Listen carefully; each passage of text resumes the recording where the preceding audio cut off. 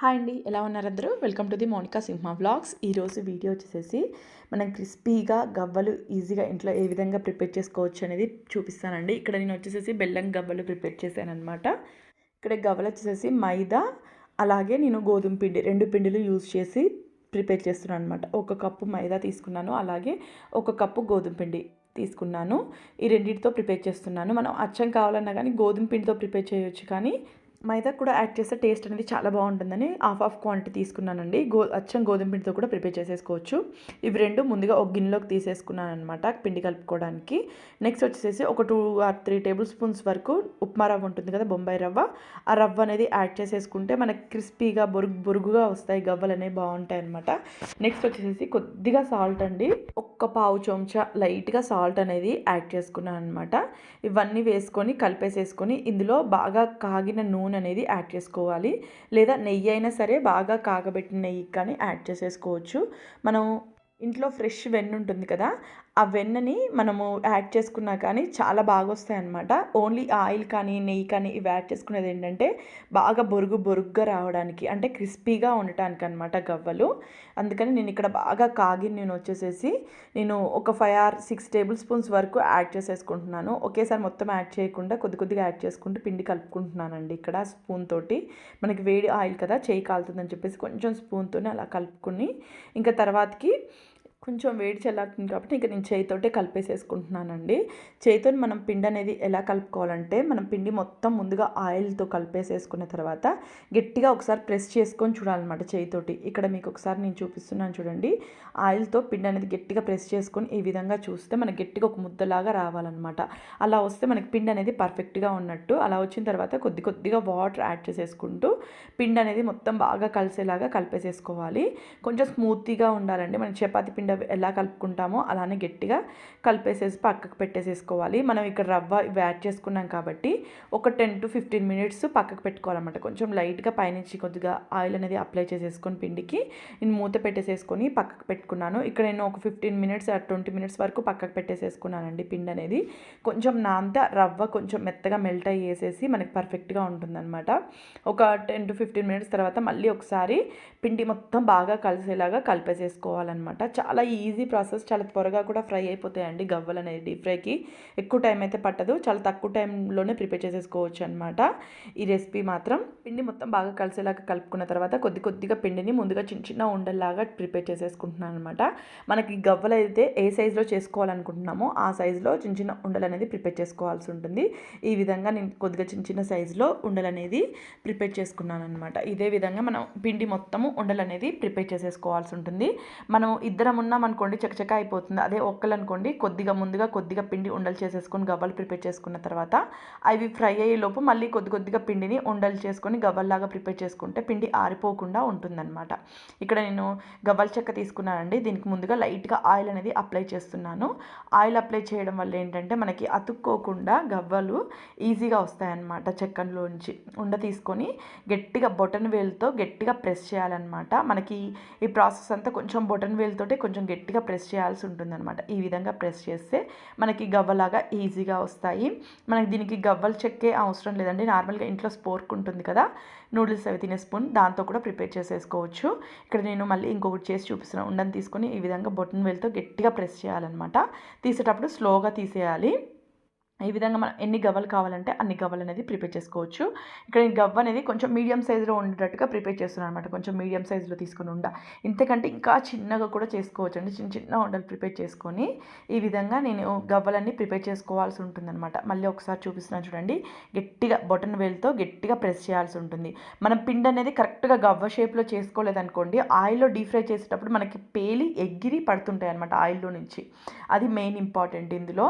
గవ్వకి ఏంటంటే మనకు కరెక్ట్గా ప్రెస్ చేయాలన్నమాట. నెక్స్ట్ స్పోర్క్తో చూపిస్తున్నాను చూడండి. ఆ పిండి పెట్టుకొని స్పోర్క్ మీద ఇట్లా కొంచెం గట్టిగా బొటన్ వేలుతో ప్రెస్ చేసి నిదానంగా రోల్ లాగా చేసి తీసుకుంటే ఈ విధంగా ప్రిపేర్ అవుతుందన్నమాట. ఇలా చేసుకోవచ్చు. ఎన్ని గవ్వలు కావాల్సి ఉంటే అన్ని గవ్వలు. స్పోర్కే కాదండి, నార్మల్గా దువ్వాన్లు ఉంటాయి కదా, కొంచెం పెద్ద పనుల సైజువి, ఆ దువ్వాన్తో కూడా మనం ప్రిపేర్ చేసుకోవచ్చు అనమాట. ఇప్పుడు ప్రతి చోట గవ్వల చెక్క అనేది దొరుకుతుంది. ఇంతకుముందు దొరకలేదు, కానీ ఇప్పుడు ఆన్లైన్లో దొరుకుతున్నాయి. అంతేకాకుండా ప్రతి షాప్లో కూడా అవైలబుల్గా ఉంటుంది. ఈ విధంగా మనం ఎన్ని కావాలంటే అన్ని ప్రిపేర్ చేసుకోవాల్సి ఉంటుంది. నేను కొన్ని ముందుగా ప్రిపేర్ చేసుకున్నానండి, ఉండలు చేసేసుకొని కొన్ని ప్రిపేర్ చేశానమాట. ఇవి డీప్ ఫ్రై అయ్యేలోపు మనం ఇంకొన్ని ప్రిపేర్ చేసుకుంటాను నేను. అలా అయితే ఈజీగా అయిపోతుంది. మనం అక్కడే ఉండి స్టవ్ కూడా డీప్ ఫ్రై చేసుకునే లోపు ఇంకొంచెం గవ్వలు ప్రిపేర్ చేసుకోవాల్సి ఉంటుంది. ఈజీగా అయిపోతుంది పని కూడా చకచక. ఇక్కడ నేను ఆయిల్ అనేది డీప్ ఫ్రై కోసం స్టవ్ మీద పెట్టుకున్నాను. నేను గవ్వలకు ఎప్పుడైనా సరే తక్కువ క్వాంటిటీ ఆయిల్ తీసుకుంటానండి. ఎందుకంటే మరీ ఎక్కువ తీసుకుంటే ఒక్కొక్కసారి పొంగుతూ ఉంటుంది ఆయిల్. అంత తక్కువ క్వాంటిటీ ఆయిల్లోనే మనకి ఈజీగా ఫ్రై అయిపోతాయి అనమాట. నేను ఇక్కడ గవ్వలన్నీ ఆయిల్లో వేసేసుకుంటున్నాను. ఇక్కడ ప్రాసెస్ మొత్తం మీకు పిన్ టు పిన్ చూపించానండి. కొంచెం ఆయిల్ వేసేటప్పుడు ఇదంతా ఫాస్ట్ ఫార్వర్డ్లో పెట్టాను అనమాట. వీడియో మరి ఎక్కువ లెంత్ అవుతుందని చెప్పేసి. చాలా ఈజీగా చేసుకునే గవ్వలు ఈ సంక్రాంతికి పిండి వంటలుగా ట్రై చేయండి. పండగ వస్తుంది కదా, ఎక్కువ పిండి వంటల మీద ప్రతి ఒక్కరికి ఇంట్రెస్ట్ పెరుగుతుందనమాట. పండగకి ఏదో ఒకటి చేసుకోవాలి రెసిపీస్, ఇంట్లో వాళ్ళకి టేస్ట్ చూపించాలి, మనం టేస్ట్ చూడాలి అని. మామూలు టైంలో చేసుకోకపోయినా పండగల టైంలో ఎక్కువగా పిండి వంటలు చేసుకోవడానికి చాలామంది ఇష్టపడుతూ ఉంటారు. ఈ గవ్వలు అయితే చకచకా అయిపోతాయండి, చాలా ఈజీగా అయిపోతాయి అనమాట. ట్రై చేసి చూడండి. పండగకి మనకి చేసేటప్పుడు చాలా అనిపిస్తాయండి గవ్వలు, అదే తినేటప్పుడు అయితే అప్పుడే అయిపోయాయి, ఎన్ని కొంచెం చేసుకున్నామా అనిపిస్తుంది అనమాట. అట్లా ఈజీగా తీసుకుంటాను. ఈజీగా స్నాక్స్ పిల్లలకి ఇష్టంగా కూడా తింటారనమాట. పిల్లలు పెద్దలని తేడా లేకుండా ప్రతి ఒక్కరు ఇష్టంగా తింటారు. ఆయిల్లో వేసిన తర్వాత స్టవ్ అనేది హైలో అస్సలు పెట్టకూడదండి. Very very important. Oil medium వేడిగా ఉన్నప్పుడు మనం గవ్వలు అనేది యాడ్ చేసుకొని స్టవ్ అనేది మీడియంలో ఉంచుకొని ఫ్రై చేసుకుంటే మన గవ్వలు అనేది బాగా పొంగుతాయి. మీరు అబ్జర్వ్ చేస్తే తెలుస్తుంది, ఆయిల్లో వేసినప్పుడు చిన్న సైజులో ఉన్నాయి, తర్వాతకి బాగా పొంగాయి అనమాట గవ్వలు అనేది. ఇవి నాకు ఫ్రై అయిపోయాయండి. ఇంకా ఆయిల్లో నుంచి తీసేస్తుంది. మరీ ఎక్కువ రెడ్డిష్గా అయ్యేంత వరకు ఆయిల్లో ఉంచకండి. కొంచెం కలర్ షేడ్ అవుతుంది అనే టైంలో ఆయిల్ నుంచి తీసేయండి, మాడిపోయే అవకాశం ఉంటుంది అనమాట. ఎక్కువ రెడ్డిష్ అయ్యేంత వరకు ఉంచుకుంటే. నేను ఇంకా గవ్వలు అనేది మొత్తం ఆయిల్లోంచి తీసేసుకుంటున్నాను. నాకు తెలిసి పిండి వంటలు చేయడం రాదు లేదా వంటలు చేయడం రాదని మామూలుగా బ్యాచిలర్స్ వాళ్ళు ఉంటారు కదా, వాళ్ళు కూడా ఈజీగా చేసుకోగలిగే రెసిపీ అండి. దీనికి పాకాన్ని కూడా ఈజీగా చేసుకోగలుగుతాం. పాకం కూడా చాలా ఈజీగా అయిపోతుంది. సేమ్ ముందు చూపించిన ప్రాసెస్లోనే మిగిలిన గవ్వలు కూడా మొత్తం వేసేసుకొని డీప్ ఫ్రై చేసేసుకుంటున్నాను. మెయిన్ ఇంపార్టెంట్ ఏంటంటే మనం ఆయిల్లో వేసేటప్పుడు స్టవ్ అనేది కంపల్సరీ మీడియంలో ఉండాలి. ఆయిల్ కూడా ఎక్కువ హీట్ లేకుండా మీడియం హీట్ ఉండేటట్టు చూసుకోండి. అలా అయితేనే ఈ గవ్వలు వచ్చేసేసి లోపలి వరకు మంచిగా క్రిస్పీగా ఉంటాయన్నమాట డీప్ ఫ్రై అయ్యి. లేదంటే పైన మాత్రమే వేగుతాయి, లోపల మెత్తగా అనిపిస్తాయి అన్నమాట తినేటప్పుడు. అలా కాకుండా ఉండాలంటే స్టవ్ ఖచ్చితంగా మీడియంలో పెట్టుకొని నిదానంగా ఫ్రై చేసేసుకోవాల్సి ఉంటుంది. ఇక్కడ నేను గవ్వలు మొత్తం ఫ్రై చేసేసుకున్నానండి. ఇంకా వీటికి పాకం అనేది పట్టించడం ఒకటే లేటు. మనం చక్కెర పాకం కావాలన్నా చేసుకోవచ్చు, లేదా బెల్లం పాకం కావాలన్నా ప్రిపేర్ చేసుకోవచ్చు. ఇక్కడ మీకు చూస్తుంటే తెలుస్తుంది లోపల వైపు ఎంత బొరుగుగా బాగా పొంగాయో గవ్వలు అనేది. ఇక్కడ నేను బెల్లం పాకంతో ప్రిపేర్ చేస్తున్నాను. బెల్లంలో ఏమైనా డస్ట్ ఉంటుంది కదా, అందుకని చెప్పేసి ముందుగా పాకం పట్టుకోవాలన్నమాట. ఇక్కడ నేను 1 కప్పు బెల్లం తీసుకుంటున్నానండి. మెజర్మెంట్ ఏంటంటే 2 కప్పుల పిండికి వచ్చేసి 1 కప్పు బెల్లం అయితే మనకి పర్ఫెక్ట్గా సరిపోతుంది. నేను ఇక్కడ ఫుల్గా తీసుకున్నాను అనమాట. కొంచెం బెల్లం ఎక్కువగానే తీసుకున్నాను నేను. నార్మల్గా 3/4 కప్పు అయినా సరిపోతుంది అనమాట. స్వీట్నెస్ తగ్గట్టుగా యాడ్ చేసుకోండి. ఇక్కడ నేను కొద్దిగా అంటే 1/4 కప్పు అంతా వాటర్ అనేది యాడ్ చేసుకున్నాను ముందుగా. బెల్లంలో కొంచెం ఇసుక అది ఉందండి, అందుకనే ముందుగా కరిగిచ్చేసేసుకొని జల్లి కట్టుకుంటున్నాను. మనం వాటర్ యాడ్ చేసిన తర్వాత నేను ఇక్కడ బెల్లం మొత్తం వాటర్ అబ్జర్వ్ అయ్యేలా ఒకసారి బాగా కలుపుకొని స్టవ్ మీద పెట్టేసేసుకున్నాను. బెల్లం మొత్తం కరిగిన తర్వాత నేను పాకం పట్టుకునే గిన్నెలోకి ట్రాన్స్ఫర్ చేసేసుకుంటానండి ఈ వాటర్ అనేది. అలాగే నా తరపున ఒక చిన్న రిక్వెస్ట్, నా వీడియోస్ కానీ మీకు నచ్చినట్లయితే మాత్రం ప్లీజ్ లైక్ చేయండి, మీ ఫ్రెండ్స్ అండ్ ఫ్యామిలీ మెంబర్స్కి షేర్ చేయండి. అలాగే ఈ వీడియో పైన ఏదైనా అభిప్రాయం తెలియచేయాలనుకుంటే కామెంట్ సెక్షన్లో తెలియచేయండి. ఇక్కడ నాకు మొత్తం పాకం అంతా కరిగిపోయింది అనమాట. బెల్లం వాటర్ అంతా మొత్తం కరిగింది. నెక్స్ట్ కొంచెం పెద్ద సైజ్ గిన్నె తీసుకుంటానండి. నేను ఎప్పుడైనా సరే ఇలాంటి పాకాలు ప్రిపేర్ చేసుకునేటప్పుడు మనకు కలుపుకోవడానికి ఈజీగా ఉండాలన్నమాట. అందుకని చెప్పేసి నేను కలుపుకోవడానికి ఈజీగా ఉండేట్టుగా కొంచెం పెద్ద సైజ్ గిన్నె తీసుకున్నాను. పాకం అంతా ఆ గిన్నెలోకి వేసేసుకున్నాను అనమాట మొత్తము. ఎంత లేదనుకున్నా మనకు కొంచెం లైట్గా కొన్ని బెల్లాలలో అనిపించదు, కానీ కొన్ని బెల్లంలో ఏంటంటే కొంచెం అడుగున ఇసుకలాగా కనిపించడము, లేదా అక్కడక్కడ కందిరీగలు చీమలు లాంటివి వస్తూ ఉంటాయి. అన్నిసార్లు కాకపోయినా కొన్నిసార్లు బెల్లాన్ని ముందుగా కొంచెం తిని చూసి చెక్ చేసుకొని మనకి ఈ విధంగా వడకట్టుకోవాల్సి ఉంటుందా లేదా అనేది ఈజీగా అర్థమైపోతుంది అనమాట. ఇక్కడ నేను స్టవ్ మీద పాకం పెట్టుకొని స్టవ్ వచ్చేసి హైలోనే పెట్టేసేసుకున్నాను.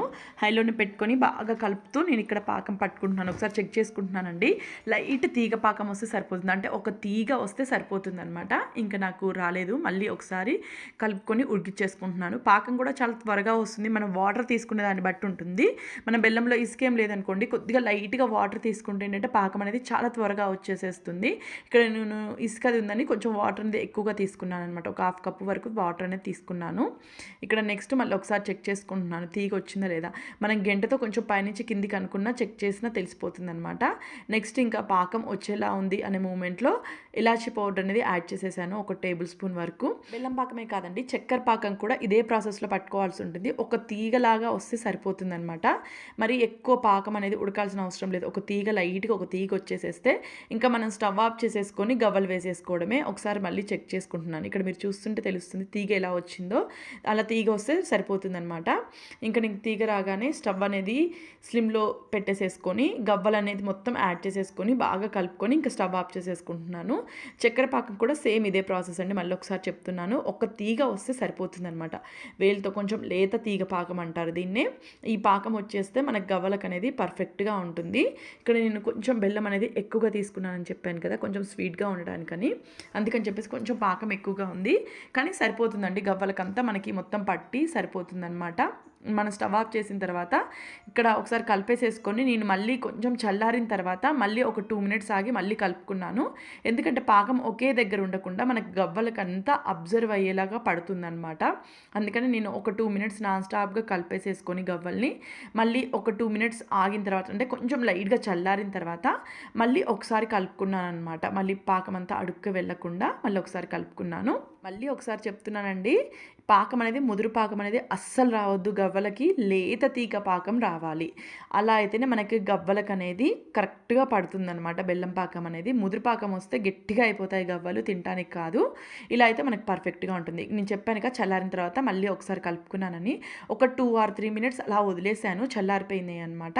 అంటే గిన్నె అది వేడిగానే ఉంది కానీ కొంచెం పాకం అది పడుతుంది. మీకు ఇక్కడ గవ్వ చూపిస్తున్నాను చూడండి, పాకం ఎలా పట్టిందో గవ్వకంతా. లేత తీగ పాకం అయితేనే ఇలా పర్ఫెక్ట్గా పట్టి మనకి విడివిడిగా వస్తాయి గవ్వలు. అదే ముదురు పాకం అనుకోండి, గవ్వ అనేది గట్టిగా ఉంటుంది తినేటప్పుడు, అంతేకాకుండా అతుక్కుపోతాయి అనమాట ఒకదానికొకటి. ఇక్కడ మీకు చూపిస్తాను చూడండి, ఇలా విడివిడిగా వచ్చాయి. కొంచెం లైట్ వేడిగా ఉన్నాయి, అంటే గోరువెచ్చగా ఉంది అంతే, చేతితో పట్టుకునేంత వేడే ఉందన్నమాట. నేను సపరేట్ ప్లేట్లోకి తీసేసుకొని సర్వ్ చేసేసుకున్నాను.